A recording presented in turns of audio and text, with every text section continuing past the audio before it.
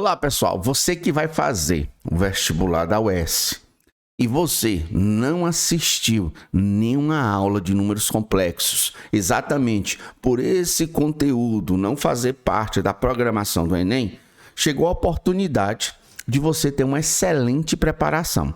Eu vou desenvolver aqui uma sequência de aulas sobre números complexos direcionadas para o vestibular da UES. Então vamos começar a nossa primeira aula. Primeiro passo, eu vou colocar aqui no quadro um eixo, e esse eixo ele não é um eixo qualquer, é um eixo que vocês estão muito acostumados a trabalhar com ele, denominado de eixo real. Isso mesmo, é o eixo onde eu represento nele todos os números reais que existem. Você sabe que esse eixo tem um ponto chamado de origem, onde a gente utiliza esse ponto para representar o número zero. Os valores situados à direita da origem, sabemos que representamos números reais positivos. E os valores situados à esquerda da origem, representamos os números reais negativos. Esse eixo ele é criado de uma maneira que qualquer número real que eu imaginar, esse número vai ter a sua representação geométrica sobre esse eixo. Então, se você pensar no número real 2, esse número tem sua representação geométrica no eixo onde eu estou apontando. Então, isso aqui seria o número real 2. Se eu pensar no número real raiz quadrada de 2, que vale aproximadamente 1,41, esse número também tem sua representação geométrica nesse eixo real. Ele estaria aproximadamente nessa região que eu estou apontando para vocês. Então, quando você fala em número real, pensa em números reais, você pensa em pontos situados sobre uma reta. Isso significa dizer que a representação geométrica de qualquer número real, para ocorrer, é suficiente apenas o eixo real. Por isso que eu digo que a representação dos números reais é uma representação unidimensional. Uma reta já é suficiente para representar todos os números reais que existem. A pergunta que eu faço a vocês é: e se eu associar aqui um outro eixo? Um eixo perpendicular ao eixo real, que passa pela origem e que a orientação dele é de baixo para cima, onde a origem desse novo eixo e a origem do eixo real elas são coincidentes, de tal maneira, de tal forma, que os números que estão associados a uma medida positiva vão estar acima desse eixo e os números que vão ter uma medida negativa vão estar abaixo desse eixo. Se alguém perguntasse: professor, como é que você vai chamar esse eixo? Esse eixo, de agora em diante, eu vou denominá-lo de eixo imaginário. Então, agora não temos mais um único eixo. Temos agora dois eixos. E você disse: e por que isso? Porque quando eu estava precisando representar os números reais, uma reta já era suficiente. Mas a pergunta que eu faço é: e se eu quisesse representar algum número que saísse de fora, de cima dessa reta que é o eixo real? Isso significa dizer que eu quero representar não mais os números situados sobre uma reta. Eu quero representar os números que estão agora no plano. Eu quero deixar de ter uma representação unidimensional e quero passar a ter uma representação bidimensional. Então, por exemplo, se eu pensasse em um número como esse que está aqui, vamos supor que eu colocasse aqui um ponto fora do eixo real. Eu coloquei esse ponto aqui, que seria o ponto de coordenadas exatamente 1 e 2. Está aqui esse ponto. Então, o que que você nota? Você nota que quando eu coloquei esse eixo, eu percebi que os números reais, eles também passaram a ser representados por pares ordenados. Isso mesmo, por exemplo. O que seria o número real 2 diante dessa nova representação? Diante dessa situação de eu ter colocado um novo eixo. O número real 2, ele passava a ser o ponto de coordenadas 2 e 0. Verdade. O que seria o número real raiz de 2? O número real raiz de 2 seria o ponto de coordenadas raiz de 2 e 0. Então, eu percebo dessa forma que os números reais são pares ordenados cuja ordenada é igual a 0. O que eu estou atrás agora são dos números que são pares ordenados cuja a ordenada é diferente de 0, como esse que eu acabei de colocar aqui.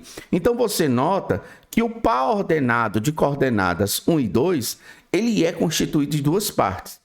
Ele é constituído de uma parte que está sobre o eixo real, e essa parte eu vou denominar de parte real, e ele é constituído de uma outra parte, que é o 2, que está sobre o eixo imaginário, e essa parte eu vou denominar de parte imaginária. Esses números, que para ficar perfeitamente caracterizados, representados, eu preciso de um plano, ou seja, números que têm uma representação bidimensional, eles passam a ser chamados de números complexos. Então, se você pergunta para mim o que representa os números complexos, eu posso dizer que são todos os números que têm uma representação bidimensional. Professor, os números reais, eles são complexos? Ora, é claro que eles são complexos, porque você nota que o plano contém a reta, o plano contém o eixo real. Isso quer dizer que os números reais são números complexos cuja parte imaginária é igual a 0, só isso. Então, um número complexo de agora em diante, ele é representado por um par ordenado de coordenadas A e B, onde o A seria a parte real e o B seria a parte imaginária. Então, assim, quando eu digo, dado o número complexo de coordenadas 2 e 3, o que eu estou querendo dizer com isso? Estou dizendo com isso que eu tenho um número, que ele tem exatamente 2 unidades reais, mais 3 unidades imaginárias. Então, esse I é só para caracterizar que esse 3, ele não está sobre o eixo real. Esse 3, ele está sobre o eixo imaginário. Então, dessa forma, se eu quisesse representar o número complexo de coordenadas 0 e 1, isso significa dizer que ele tem 0 unidades sobre o eixo real, mais 1 unidade sobre o eixo imaginário. 1 vezes I mais 0 vai dar I. Isso quer dizer que esse I que você queria saber, que é a unidade imaginária, é simplesmente o ponto de coordenada 0 e 1. Então, a unidade de imaginária é o valor da unidade, turma, no eixo imaginário. Então, o valor aqui da unidade no eixo imaginário, que eu estou representando aqui ela da cor vermelha, seria exatamente o que chamamos de unidade imaginária. Então, essa parte vermelha seria o nosso I. Lembrando que isso não é novidade nenhuma. Nós também temos a unidade real. Só que a unidade real, ela está sobre o eixo real, que eu estou representando ela aqui da cor verde. Então, assim como você tem a unidade imaginária, você também tem a unidade real. Isso não vai fazer nenhuma diferença. Então, falar que eu tenho um número de coordenadas 2 e 3, eu estou querendo dizer para você que eu tenho um número que tem 2 unidades reais e 3 unidades imaginárias.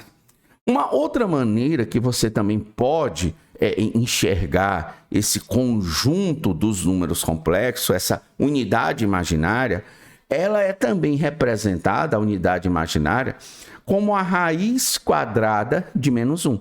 Então, quando você perguntar quem é a unidade imaginária, você diz que é a raiz quadrada de menos 1, que é exatamente a unidade sobre o eixo imaginário. Se I é a raiz quadrada de menos 1, a consequência imediata disso é que o I elevado ao quadrado é exatamente igual a menos 1. Então, quando eu perguntar para vocês quem é I ao quadrado, você responde menos 1. Quem é a raiz quadrada de menos 1? A unidade imaginária. Quem é a unidade imaginária? A unidade imaginária é o ponto de coordenadas 0 e 1. É a unidade sobre o eixo imaginário. Professor, como é que devemos proceder para resolver as questões que exigem esse tipo de conhecimento? Vou lhe dar um exemplo.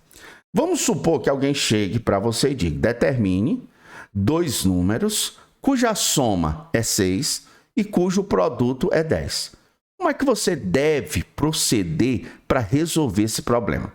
Toda vez que você tiver um problema que quer que você determine 2 números, onde você conhece previamente a soma dos números e o produto dos números, a pessoa está interessada que você resolva uma equação do segundo grau. Porque resolver uma equação do segundo grau significa dizer que eu quero determinar dois números, onde dos dois números que eu quero determinar, eu conheço previamente a sua soma e o seu produto. Então, esse S que eu representei aqui é S de soma dos números, é a S da soma, é a soma fornecida. E esse P que eu quero determinar, que é o termo independente, é o produto fornecido. Então, você conhece o produto e a soma. De posse disso, para você achar esse produto e essa soma desses dois números, basta você resolver a equação do segundo grau. Note que na equação do segundo grau, que multiplica x não é a soma, é o oposto da soma. Então, como a soma é 6, o coeficiente de x vai ser o oposto de 6, vai ser menos 6. Então, tudo se passa como se eu quisesse resolver a equação do segundo grau, x ao quadrado, menos 6x, mais 10, igual a zero. Pronto, é essa a equação que eu quero resolver. Professor, como é que eu posso resolver essa equação? Você pode, se quiser, usar a fórmula de Bhaskara, mas não tem nenhum problema se você usar a técnica de completar quadrados. Professor, como é que seria essa técnica? Eu vou mostrar para você. Seria x ao quadrado menos 6x, onde a pergunta que você quer responder é: qual é o número que você deve somar essas duas primeiras parcelas para que isso aqui passe a ser um trinômio do quadrado perfeito? Para você achar esse número, basta você pegar a metade do valor que multiplica x e elevar ao quadrado. Se você pega a metade de menos 6, dá menos 3 ao quadrado, é 9. Então, se eu somar 9, essa expressão passa a ser um trinômio do quadrado perfeito. E se o mesmo 9 que eu somei, eu subtrair, eu não vou alterar essa expressão de hipótese alguma. Então, o que é que você percebe? Que eu somei 9 e subtraí 9. Professor, posso usar a fórmula de Bhaskara? Eu digo, pode. Lembrando que a fórmula nem de Bhaskara é. A fórmula já existia 1000 anos antes do nascimento de Bhaskara, tudo bem? Então, aquilo dali, o que foi que eu fiz? Eu disse, cara, ali é um trinômio do quadrado perfeito. Por que que é? Porque eu fiz com que se tornasse um trinômio do quadrado perfeito quando eu somei as duas primeiras parcelas metade do valor que multiplica x ao quadrado. Professor, se aquilo dali é um trinômio do quadrado perfeito, qual o binômio que dá origem a ele? Eu digo simples. Tu tira a raiz quadrada do primeiro, de x2, dá x.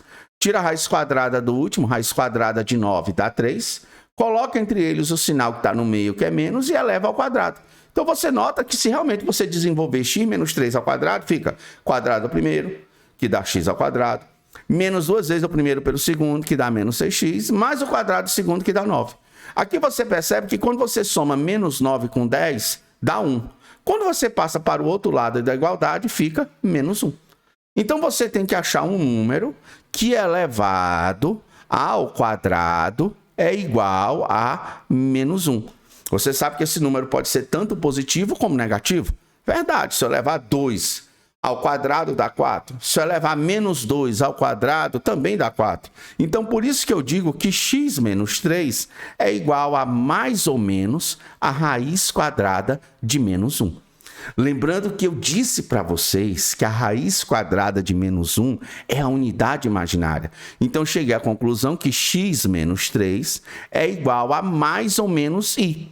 Logo, as raízes dessa equação são duas. Passando esse 3 que está subtraindo para cá, somando, uma raiz é 3 mais i e a outra raiz é 3 menos i. Então, tá aí os dois números cuja soma é 6 e cujo produto é 10. Professor, como é que você tem certeza que esses números realmente são raízes da equação? Se você tiver dúvida, você pode verificar. Você sabe que a soma dos números procurados tem que ser 6. Os números que você encontrou foi 3 mais i e o outro foi 3 menos i. Você percebe que i com menos i, um anula o outro, 3 com 3 deu 6. Então, realmente a soma deu 6. Mas você sabe que esses números também tem que verificar uma outra condição, que o produto deles tem que ser 10. Então, se você pegar 3 mais i e multiplicar por 3 menos i, isso tem que dar 10. O que você tem aqui é um produto da soma pela diferença. Você pode pegar quadrado primeiro menos quadrado segundo. Ou se você quiser, não sabe dessas coisas, faça a distributiva. Ó, 3 vezes 3, 9. 3 vezes menos i, menos 3i. i vezes 3 mais 3i, e i vezes menos i ao quadrado. Menos 3i mais 3i, um anula o outro. Então, ficou 10 é igual a 9 menos i ao quadrado. Quem é i ao quadrado, turma? I ao quadrado é menos 1. Então, é como se eu dissesse para vocês que 10 é igual a 9 menos o i ao quadrado. Só que o i ao quadrado é menos 1. Menos por menos mais. Qual foi a conclusão que eu cheguei sobre esse valor da soma? Aqui, ó, ficou menos por menos mais, que é 10. 10 igual a 10. Assim está comprovado que realmente o produto deles é 10. Então, espero que você tenha gostado dessa nossa aula. Vou lançar a aula número 2 de complexo. E vocês que querem fazer esse vestibular tranquilo da UES e quer ter certeza que não vai errar nenhuma questão de números complexos, assiste essa sequência de aulas que eu preparei especialmente para vocês. E até mais, pessoal.